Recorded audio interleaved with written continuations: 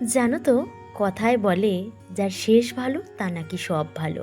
কিন্তু আমি মনে করি আমার সকালটা যদি শুরু হয় আমার বাগান থেকে, তাহলে বুঝি আমার সারাটা দিন ভালো যাবে।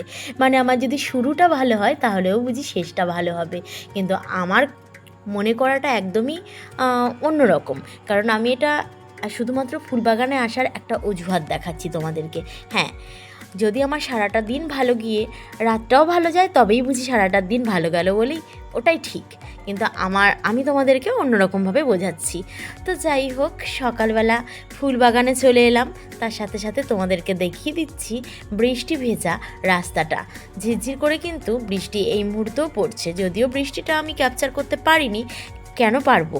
একদিকে বৃষ্টি হচ্ছে আর একদিকে কিন্তু সূর্য মামা দেখাও দিয়েছে। ছোটোবেলায় এটাকে আমরা কি বলতাম জানো? শেয়ালের বিয়ে হচ্ছে। তো এই কথাটা কি তোমরাও বলতে আমার মতো? যদি বলে থাকো আমাকে কিন্তু কমেন্ট করে জানিও। আর এইদিকে বৃষ্টি হচ্ছে, তাতে কি আমি কিন্তু ফুলবাগানে হাঁটাচলা বন্ধ করছি না। ওই যে আমি ব্রাশ করে নিচ্ছি, না বৃষ্টিটা এখন কমে গেছে। আমি কিন্তু সকালবেলায় ব্রাশটা নিয়ে এসেছি। সচরাচর আমি এখানে আসি না ব্রাশ নিয়ে, আমি কিন্তু বাথরুমের মধ্যেই কাজটা সেরে নিই। তো তারপরে দেখো, আজকে একটু মুগ ডাল করবো, তাই জন্য কিন্তু ফুলবাগান থেকে সোজা চলে এসেছি নিচে।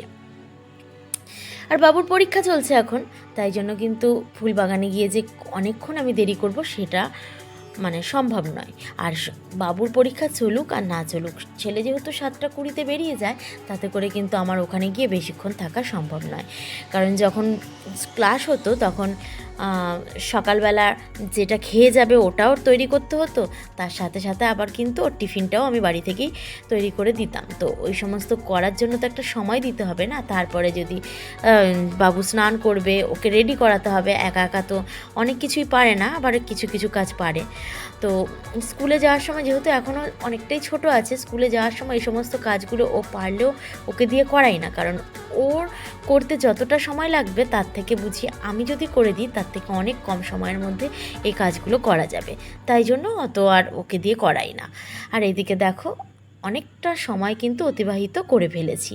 তারপরে এই যে মাছগুলো আমি কেটেছি, মাছগুলো কাটার পর এখানে রাখলাম ধুয়ে। আর এদিকে কিন্তু একটুখানি পাঁপড়ও ভেজে নিচ্ছি, কারণ আমার ছেলে তো পাঁপড় খেতে ভালোবাসে। শুধু ছেলে নয়, অনেকেই ভালোবাসে। আর এই পাঁপড়ের প্যাকেটটা না বেশ কিছুদিন হয়ে গেছিলো। তো তাই জন্যই কি পাঁপড়টা ভাজতে গেলে লাল লাল হয়ে যায় কি না ওটা বুঝি না। তো এটা কিন্তু আমার বিশ্বাস হয় না। তো মা বলে কি যে অনেক দিন হয়ে গেছে বলে তাই জন্যই বুঝি এমন হয়। এটা কি করে সম্ভব হয়? আমার তো মনে হয় তেলটা বেশি গরম হয়ে যায়, ওই জন্যই বুঝি লাল হয়। তো যাই হোক, কাজকর্ম কিন্তু খুব তাড়াতাড়ি করে সেরে নিয়েছিলাম।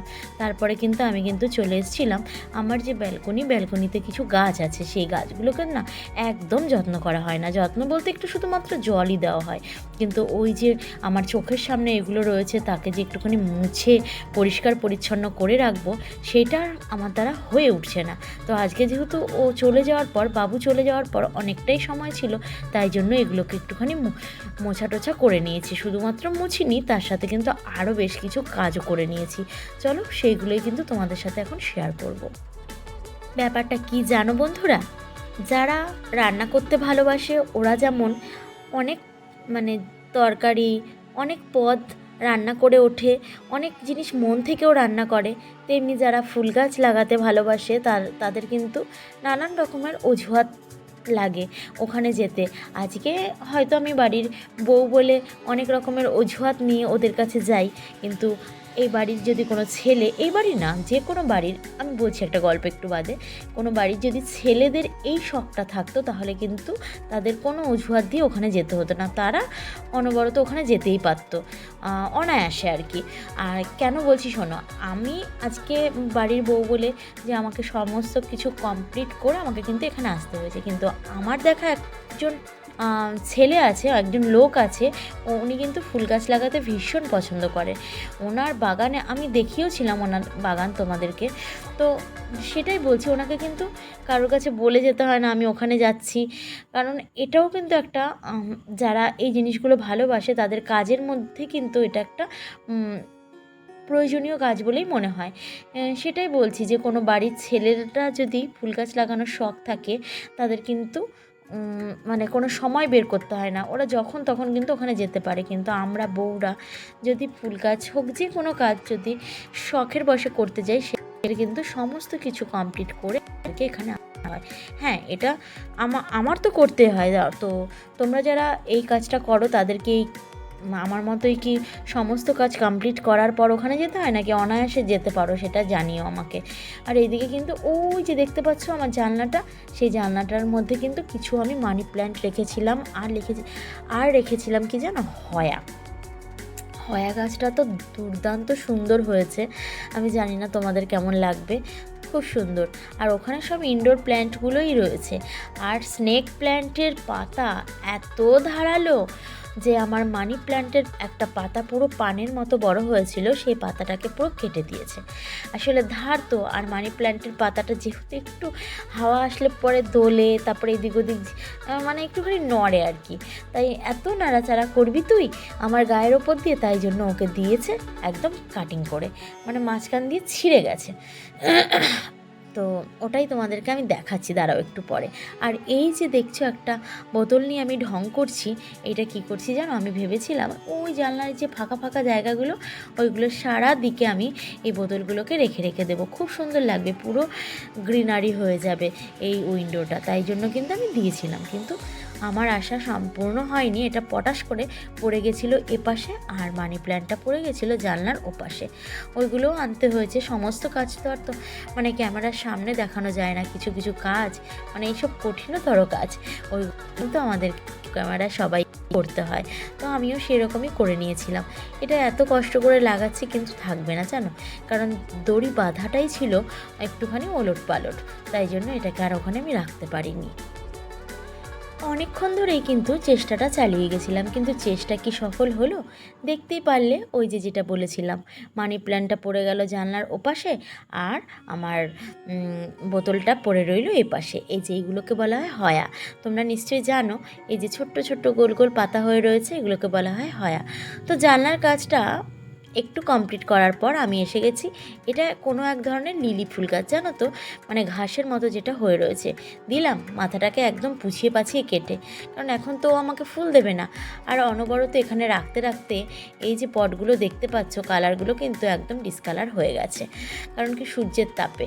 আর এই দিকে কিন্তু আমার ছেলের জুতোটা দেখতে পাচ্ছ।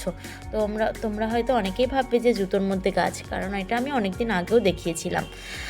আর দেখো আমার প্রতিভা দেখো, ভেবেছিলাম যে আসলে কোনো ডাল বলো কোনো কিছু বলো আমার ফেলতে ইচ্ছা করে না।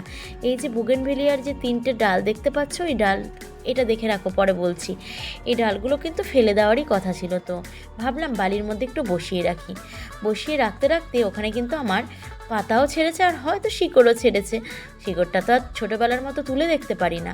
আর ওইদিকে দেখালাম যে আমি একটা স্পাইডার প্ল্যান্টের একটা পাতা নিয়ে এসেছিলাম, সেই পাতাটাকেও কিন্তু আমি লাগিয়ে দিয়েছি যদি শিকড় বেরোয়, ওই জন্য। আর তোমাদেরকে একটু আগে দেখালাম যে এই গাছটা, ওই যে সেদিন যে আমি না বলে নিয়ে এসেছিলাম নার্সারি থেকে, না বলে নিয়ে আসাটাকে যেন কি বলে, আমরা সকলেই জানি না বলে নিয়ে আসাটাকে কি বলে। তো এই সমস্ত না নিয়ে আসাটা আমি কিছু মনে করি না। তো যাই হোক, তোমাদেরকে একটু আগে বললাম যে স্নেক প্ল্যান্ট আমার মানি প্ল্যান্টের পাতাকে কেটে দিয়েছে। এই দেখো এইভাবে কিন্তু কেটে দিয়েছে। কেটে দেওয়াতে এত সুন্দর স্নেক প্ল্যান্টটা পুরো ক্ষতবিক্ষত হয়ে গেছে আমার পাতাটা। তো সমস্ত পাতাগুলোই হয়ে যাবে। এটা যেহেতু একটা আলাদা পটের মধ্যে রয়েছে, আমি ভাবছি এটাকে তুলে দেব। আর বেশি দিন রাখলে আবার ওই যে ফাঁকা জায়গাটা থাকে টবের, সেটা দিয়ে কিন্তু শিকড়টা ওই স্নেক প্ল্যান্টের মাটির মধ্যেই বসে পড়বে, তখন আর এটাকে তুলতে আর কি কষ্ট হবে। তো ভাবছি আগে আগেই তুলে ফেলি। তো দেখো আমি কিন্তু এই জায়গাটা ঝাড় দিয়ে নিচ্ছি। তোমরা যারা প্রথমবার আমার এই ব্যালকনিটা দেখছো তারা হয়তো ভাববে যে এ কেমন রে বাবা। হ্যাঁ গো, এটা এমনই, কারণ এটাকে ঠিক করতে হবে, এটাকে আবার ভেঙে চুরে ঠিকঠাক করতে হবে। আমি কিন্তু তারপরে চলে এলাম এই কাজটা করতে, মানে ড্রেসিং টেবিলের এই জিনিসগুলোকে ভালো করে আগে মুছে নিয়েছিলাম, তারপরে কিন্তু এগুলোকে জায়গায় রেখে দিচ্ছি। আর হ্যাঁ, অনেকটা তাড়াতাড়ি কিন্তু এই কাজগুলো আমি করে নিচ্ছি। আর সকাল কটা বাজে অবশ্যই তোমাদেরকে দেখাবো। আর কি বলো তো, ওই যে একটা কথা আছে না, সমস্ত প্ল্যানিং যদি আগে থাকতে করা হয় তাহলে কিন্তু সব কাজ ঠিকঠাক টাইমে করা যায়। তবে এতটা তাড়াতাড়ি কাজ কমপ্লিট করতে পারবো ওটা কিন্তু ভাবতে পারিনি। তাহলে দেখা যাক কটা বাজে এখন। আর হ্যাঁ, ওটা তো দেখাবই, তার আগে বলি আজকের ভিডিওটা কিন্তু এখানেই শেষ করতে চলেছি। আবার দেখা হবে অন্য একটা নতুন ভিডিওর সাথে। ততক্ষণ তোমরা সবাই ভালো থেকো, সুস্থ থেকো, আর হ্যাঁ, একে অন্যের সাথে জুড়ে থেকো। আমি জানি না এখনও পর্যন্ত কে বা কারা রয়েছো আমার সাথে, তবে হ্যাঁ, কেউ কিন্তু আমার সাথে প্রথম থেকে লাস্ট পর্যন্তই থেকে যাও, আমি সেটা জানি। কেন কি, হয়তো কারো কারো অপছন্দ আমার কথাগুলো শুনতে, আবার কেউ কেউ আবার ভালোবাসে। দেখো কটা বাজে, এই যে। তাহলে চলো এখান থেকে আজকে তোমাদের